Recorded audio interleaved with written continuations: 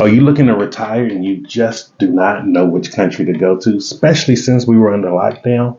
Well, stay tuned. I'm going to share with you the one country that is on no one's radar, and you will have the time of your life. Hey, Jason here. If you've been watching the channel, you've been seeing me go through this southern region of Africa, and I'm currently in Botswana and on my way to my next country. As also, I am on this journey to see which country in this southern region I am able to get residency in, and I'm going to take you along on the journey also. But most importantly, you may have been seeing me talk about three things in my life that I find very important, which is happiness, health, and wealth. And so let's go ahead and get into today's video. So if you're looking to retire, or if you are retired, especially if you have a government pension? So like me, I am technically retired from the military. That is one of my streams of incomes. And so if you're someone with a government pension or something like that, and you're looking to probably leave the United States or maybe leave the UK, you want to go to a country where your money is going to stretch a little further. This helps with your purchasing power. That is what you're actually doing, gaining when you leave your home country. You're just looking for more purchasing power, or sometimes less purchasing power, depending on maybe like a economy that's maybe a higher economy than yours, but it offers you something better. And that's for each their own. And so for me, now because you may be like, Jason, well, what do you know about this? Yeah, you may be in the southern region of Africa now, but whatever, that ain't nothing. True, that's not much. But I actually left the United States 8 years ago. When we left 8 years ago, we first went to Panama in Central America. And in Panama, we lived in a town called Bejuco. Very beautiful town, very lovely people. It was a very fun 3.5 years there. Then after that, we became a resident of Colombia, Medellin, Colombia. And we lived there for another 3.5 years until my wife passed away. And then currently, for a year, I was in South Africa. And now I'm in Botswana, seeing what I can do to get actual permanent residency. And while I have those things in place, I'm actually going on to the next country where I'm going to put in for a retirement visa there. They actually have an expat system. And that way I can actually share with you if you're someone that's looking to retire and move abroad. And if you really want to look into Africa, check out this southern region, man. This southern region is beautiful. It is peaceful. It is nothing like what they're showing you on TV. It is such a wonderful place. English is widely spoken everywhere. Everyone speaks perfect English. Everyone is extremely nice. It's very lovely. There's nothing bad that I can really say about here. Only things you may not like is some countries are hotter than others, maybe load shedding in some countries, but there's nothing you're not going to really love here because it's such a great region, I'm sorry. And this is the region that I know so far of Africa. I haven't been to the other regions yet, and I love the southern region. And so the country that I actually believe you should probably be looking into, or most definitely be looking into, is actually Botswana. So I've been in Gaborone, which is the capital city. I've been to Kanye, which is one of the villages, which is a huge village, guys. It's just a suburb. Like, I'm gonna be real with you. It's just a suburb. It's huge. Then also I've been to Maun, which is a smaller village but tourist area. It's a really cool place. Let me rephrase that. It's a really hot place. However, it's a really nice place to go there and you see a different side of Botswana. And also, I have been to Francistown, which so far for my personal preference is my favorite area. It's just give you just enough city vibes, but give you the village vibes where it's a little slower. So things are just real cool there and laid back. So it's just something that I like personally. Now, one thing you're going to get no matter where you go here in Botswana is safety. For me, as someone who is a wartime military veteran, meaning I was in the Iraq War, I actually saw active duty. Safety is my top priority. You can't put a price on safety. And for this country here, the price on safety is very low. It is a very great country, very peaceful country. The people are lovely. It's really amazing here. Like I have never felt at any time in danger here. And I'm not saying that just to brag about the country. I'm just really being honest. Like even if you hear a car backfire, most countries you're in, you're gonna that little tingle in the back of your mind. You think it's maybe a gun. Here, I don't even hear the backfire sometimes. Like you just don't. You're not even gonna think someone's gonna pull a gun on you. I haven't seen a gun outside of anybody who's not in the military. Um, so like it's really great place. Like when it comes to the safety. Um, I will honestly say this is the safest country that I feel I have been in personally. Second will be Amsterdam. Well, let me not country. This is area. Even though I'm counting the whole country of Botswana as safe. Uh, Stop, please. It is the safest place that I have ever been in the world so far. And second to that will be Amsterdam. That's the safest, next safest place I've been to. Um, but like for a country to be this safe, like most countries have safe areas and safe places. I have never felt in danger here. So like that's something. Come on, man. This fly, man. They are so annoying here. So like I have never felt in danger anywhere out here in Botswana. I've always felt safe.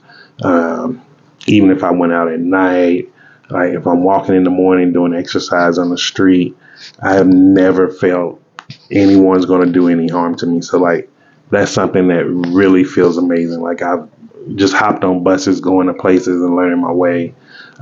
So like it is that safe of a place, and you can get around with English no matter where you're at. Like don't think if you're outside of the main city, Habarone, you can't speak English.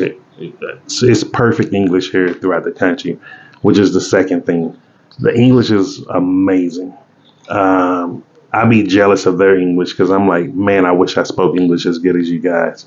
And they are really great English speakers. I feel like any country that does, any company that needs English speaking customer service, you need to be here in Botswana opening up shop because the English is amazing, man. And it's really great English. Um, they just speak amazing. Like I don't have a huge English background. That's not my place that I like to explore. That was Cece. Like she used to help me with English. But like here, when you just hear people speaking, it's like very eloquent and you hear them clearly. Like it's not like a thick accent, anything like that. You can hear them and they can understand you, which feels really great when you're an expat. Trust me, moving to a Spanish speaking country, it was annoying sometimes when you just trying to get like some water or some rice and you just don't know what to say or you can't say it correctly. And you just like, man, this is going to be this complicated every day of my life here. And so that helps out here a lot. And then the third thing here is it is very affordable to be here. Like it's an affordable country if you're in the actual country's economy, not the tourism economy. And so let me just explain what I mean by this. If you're looking at places on Airbnb, Booking.com, or even places like guest houses and things like that, they're charging you a tourist fee. And that's a very, very overinflated price of what you're paying.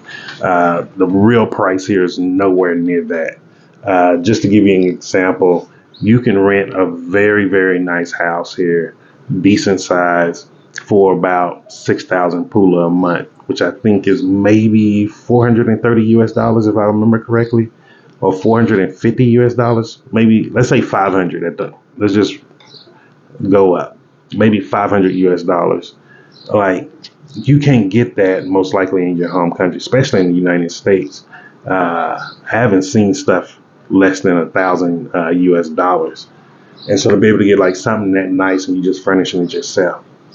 And so like that's another reason why I think as an expat or someone who's planning to retire, this is why you should look here because you don't have to be in that tourist price very long. You can just be in there for maybe the first month or not even maybe just a couple of weeks until you just on the ground here finding your place. And then you should start putting in your little bit of money in furniture. Don't ship furniture. I'm gonna just tell you I learned from experience. Plus, every guy that I've met, every couple I've met, even if it's a family heirloom like a headboard, they all told me they regret shipping it here, shipping it around to whichever country. That's in Panama, Colombia. I've always heard that story that people tell me they regret doing the shipping. For me, I had shipped a 27-inch iMac custom all-in-one, one of the all-in-one computers. Had a custom case built for it to make sure it was shock absorbent, all of this. They still found a way to destroy my computer. And when you're trying to get money back from the airline, man, they give you the runaround. So I just literally I just say, you know what, man, it's cheaper to just get a laptop instead of waiting for them. And so just be cautious if you're gonna, if you're an expat or want to be an expat. If you're one to actually ship stuff here, just make sure it's worth it. Make sure it's something that you want to get use of daily.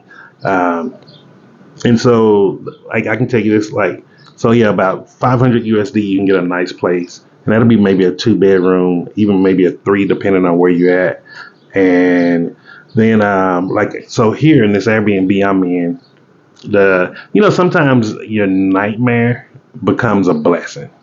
And I realized it. So here, the guy didn't have the electricity topped up because you prepay here. So your electricity is prepaid and they have meters. I've been in places where the meters are inside the house, but this one sits on the outside. It's an older design from what I was told. And so I just didn't know. And so then the other day, the electricity just shut off. And so I text the guy. I'm used to a load shedding in South Africa, so it don't really bother me much. Even though it was hot, it was just like, okay, electricity off, it'll be back on shortly because they don't have load shedding here, at least from now what I've experienced. And so then I text the owner and I was like, hey, just the electricity out. I don't know if it's an outage or if it's out of electricity, just checking to see. And so long story short, he ended up ghosting me that night. But a friend of mine ended up helping me out and topped it off for me. And so I had electricity through the night. And so I was heated about it. And, the next day I was salty. I'm not going to lie. Because, like, dude, like, just tell me how to do it so I can get it done or take care of it. Like, sometimes I think people are so focused on being cheap. They don't realize you're losing long-term money. Like, I would have topped up the electricity myself. Like, I don't care about that. Like, what I mean by I don't care about that is, like, I know I'm probably using the aircon a lot more than the average Botswana. I'm not from here. I'm not acclimated to the weather here yet. And so I think that may have scared them, but it was like, dude, quit thinking cheap and get your mind out of somebody else's pockets. Like, you need to focus on what your job is to manage the reservation. And so so then I ended up, I was like, okay, let me see how much electricity do it go through a day? Because, I've never seen a unit like this before. Even in Colombia and Panama, I just got a bill every month at the end. In South Africa, it was just put into my total bill at the end. So like, this is my first time seeing a prepaid unit. And I was like, okay, oh no. And so some kids out there trying to talk to something. Let me finish this video. And so it's my first time actually seeing the prepaid unit. And so I was like, okay, let me make this a learning lesson. Maybe I'm experiencing it for a reason. And what I started seeing is, I was like, how much electricity am I using throughout the day? And for me, I'm thinking maybe it's like the U.S. is going to have to average out to whatever I'm accustomed to paying in the U.S. or whatever South Africa. I really don't know. And I started saying I average maybe 13 to 20 pula a day, which is anywhere from $1 to maybe $2.50, maybe somewhere around there. Don't trust my calculation, but it's somewhere around there. And so, like, now I know, I'm like, okay, so once I start having a place here, either if I'm renting it out or something for on Airbnb for, like, if you're coming here and you need a short-term place to stay that's not overpriced, all I need to do is put about 500 to 600 pula on there each time, load it up, and that should probably get you through for the entire month, which I'm like, okay, this is a lesson that's teaching me once I start acquiring properties here, how can I actually be a better property manager? And I just thought that was really funny, and I just wanted to share that with you too. So like, that's another beautiful thing about here. Like, you may only average about between 30 to 60 or 70 US dollars for electricity. Like, how much are you paying where you at now? Like, I remember my electricity bill, I don't think it was ever under 200 US dollars, to be honest with you. And that's how, when you start moving to countries where your money stretch longer, you actually able to start saving more money too, which is a beautiful thing once you get stable in these type of countries. Because you don't want to live on the tourist economy here. You want to actually get into the Botswana economy, because that tourist economy is very overinflated. But I will say this just before I leave, that overinflation is a blessing in disguise for people who want to be entrepreneurs. And what I mean by that is, it's a very, very big market here that is just wide open for the taking. And there's not going to be competition involved in it. And the beautiful thing about it is, the tourism market is so overpriced that they just made this market just wildly open. And they're just waiting for people to come and get it. And that's why I'm just waiting. And I'm anxious, man. Like, I'm anxious to hurry up and get stable, because I'm ready to start getting it. I am ready to start getting it. You're hearing it here first. And so just wanted to leave you with that and just share those 3 reasons why you should start looking into Botswana if you're especially an expat, or if you're